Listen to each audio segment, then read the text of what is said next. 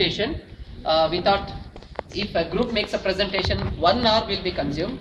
Here, 2 groups are making a presentation, so we want to save the time first. Okay. Then today's Parliament session, it has started. Today's speaker is Professor Vijayan Sir, and I request our students to please accompany on the stage.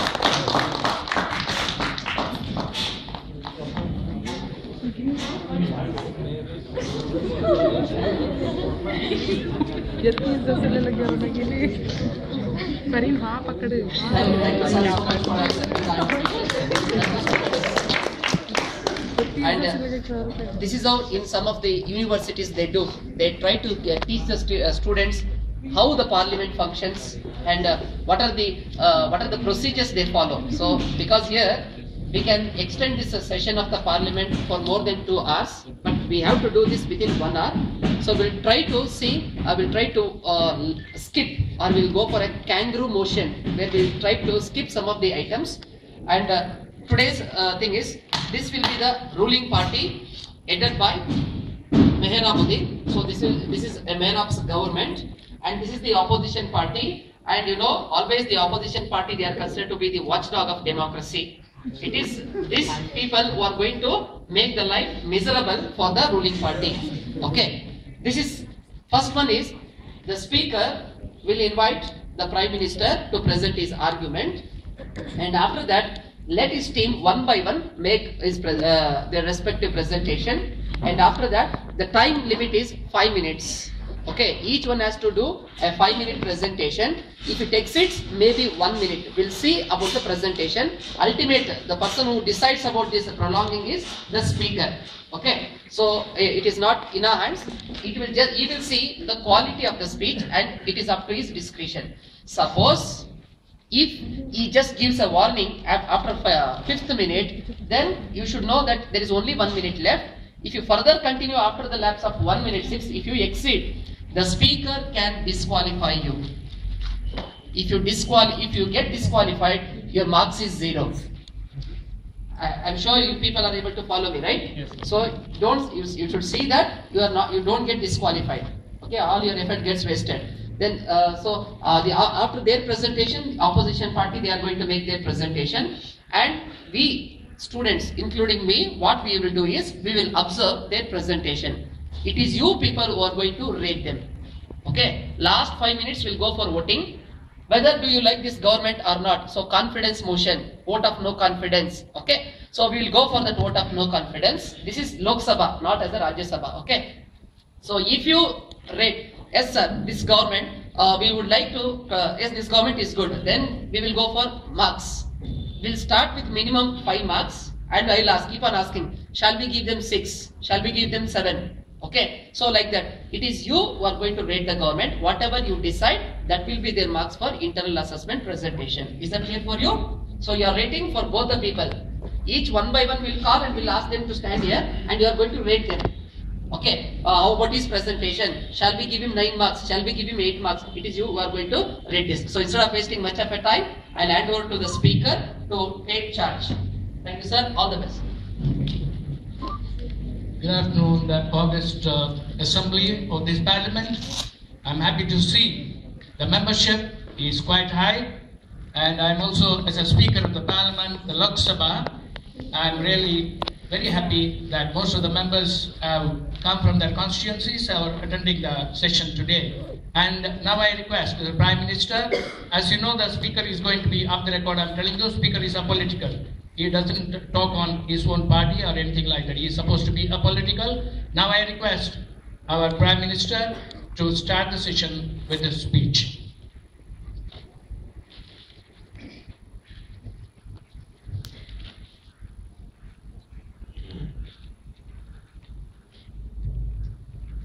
Good afternoon, Honorable President, respected Mr. Speaker, and the members of the Parliament, the Cabinet Ministers, my colleagues, and the audience. Today I am here to proudly announce my Cabinet, and I tried my level best to have the best people for all the seats which we have. I made the departments or the portfolios. And I can assure you that I have got the suitable, able and experienced people for all the departments which we have here in our government. A government or a government machinery can work smoothly, prosperly and successfully if there is a teamwork. So I hope that we will have a successful and a great teamwork so that we will be able to provide best services to the nation. My government will try to be a revolutionary government for all of you. Revolutionary for all of you, and I will assure you the great changes in each and every aspect of life. So one thing I would like to ask the nation, that is, a government cannot be successful without the help and support of the nation. So here we have the audience, we have the members of the parliament, members of the parliament, we have both have position in majority party. And at the same time, I got my colleagues, the cabinet. So I would request all of them that we will have a great support for each other. So only you don't expect change at night. So we need the support of each other that we will be able to work for the nation and provide the best services for the people. And I request that we will have great changes in all aspects of life. I assure you that now, today, which I have got the portfolios here, we have got the ministers for the external affairs, we have got the ministers for the women and child welfare, we have got the departments like for education, higher education. So I can say proudly that we will have great changes in all aspects. We will have great changes in our international relations. At the same time, we will have great changes in our educational system, and then we will try to remove the poverty line as much as possible. Or if we are not able to get it to zero, we will be able to decrease the poverty line as much as possible. Then, we have the cabinet members which I have got here. I know about their experience, I know about their ability, I know about their working experience. So that's why I have got the suitable people for all the posts, and I know that they will work as best as possible and they will use their best ability. I would like to call the names, and I would request them to stand that the audience can see them. The first person or the first department, we have Department of Women and Child Welfare. We have Sayeda Seema Zahra for that. Second, we have Department of Defense. For that we have got a great personality, Prakshit Naik. Then third department, we have got Department of Higher Education, and we have Robert. Fourth, we have got the Department of Education. We have two departments. One is for higher education and the second is for education. Degree level, PhD, MA and all that. And then we have for PU and SSLC. Then we have primary and all that education. Then we have got fifth, the Department of Internal Affairs. That is, we have Irfan. Sixth one, Department of External Affairs, Hamid Aryan. Then Department of Health and Family Welfare, Rubika P. And Department of Youth Affairs and Sports, we have Amit Lakra. And then the ninth Department of St.Philos, that is a creative department, and we will see the functions which they are going to perform in the next time. So I wish all the best to the cabinet members, and I hope that with the plans and the projects we have planned together and we have discussed, that you will like all the plans, and we hope that all the plans will be successful. Thank you so much. Thank you. Thank you, Mr. Prime Minister. Now I request the honorable members to expose their abilities in governing the country, and I also request opposition members to be constructive in their criticism and to be very precise and to the point whenever we have discussions in the House.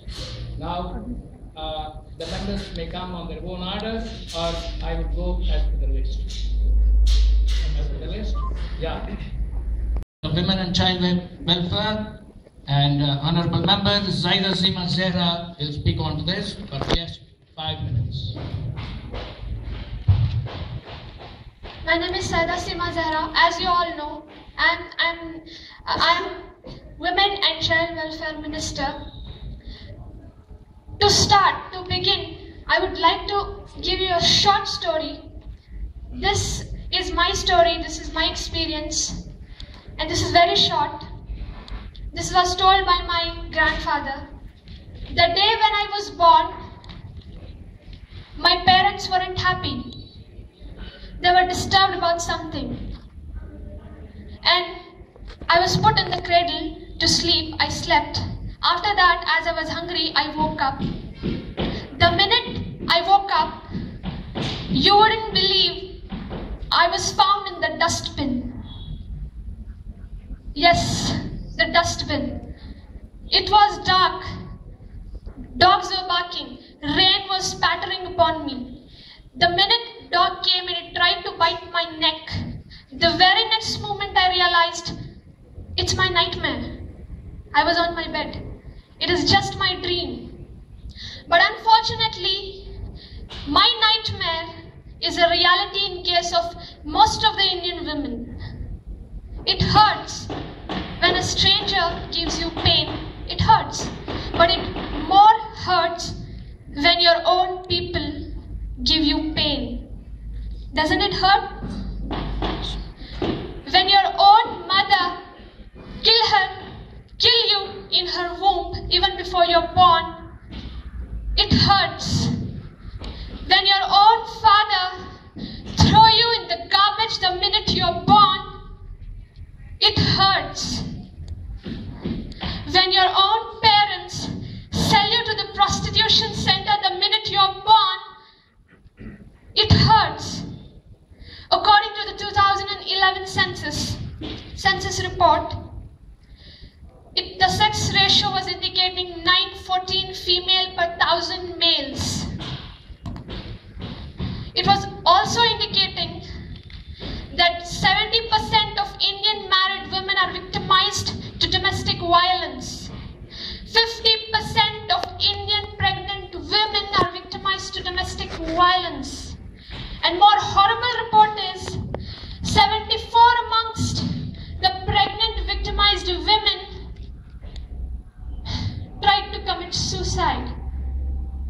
This is our India. Honorable member is requested to express what she is going to do for all these welfare points. Please come to the point. Yes. Some people say educate the women. Some people say make her go to work. Educated or uneducated, working or not working, you should have your common sense. If a person is showing atrocities upon you, you shouldn't commit suicide or keep silence. Walk out. But then a question arises. Where will the poor woman go? She's already uneducated. She's not going for work. Here, government should intervene. Just like in every district of every state of India, we have police stations. We have hospitals. We have fire brigade provisions. In the same way, we should have shelter homes and protection homes for women and children. There we should give them counseling regarding their rights and duties. When it comes to the problems of children and women, legal laws alone cannot help. Moral laws should also be projected. We should have seminars in every district once in a 6 month, where the priest will conduct the seminar of different religion. As we all know, religion is the dominant factor of our country. When the priest relate the matter to the religion and tell that even according to their religion it is wrong, it will have some impact.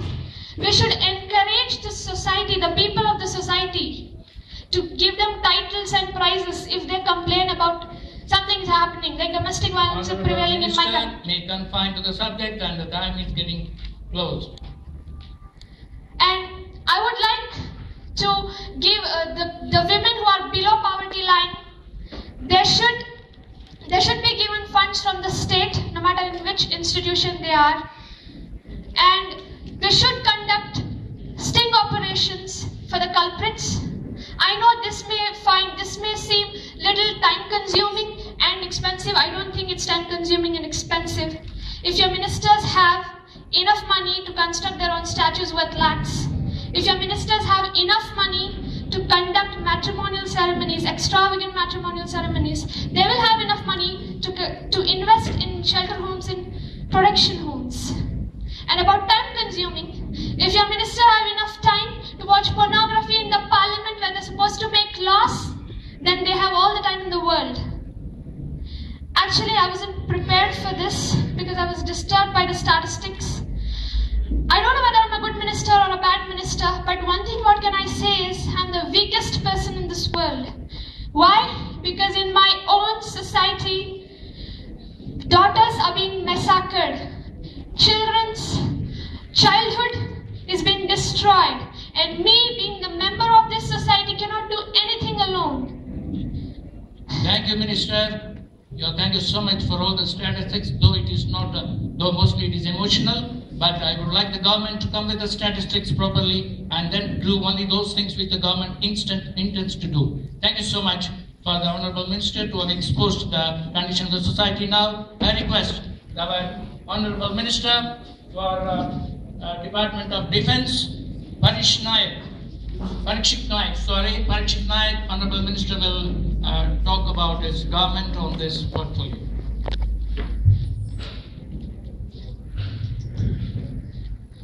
A very good afternoon to Honourable President, Speaker, Prime Minister, and all the members of the Parliament.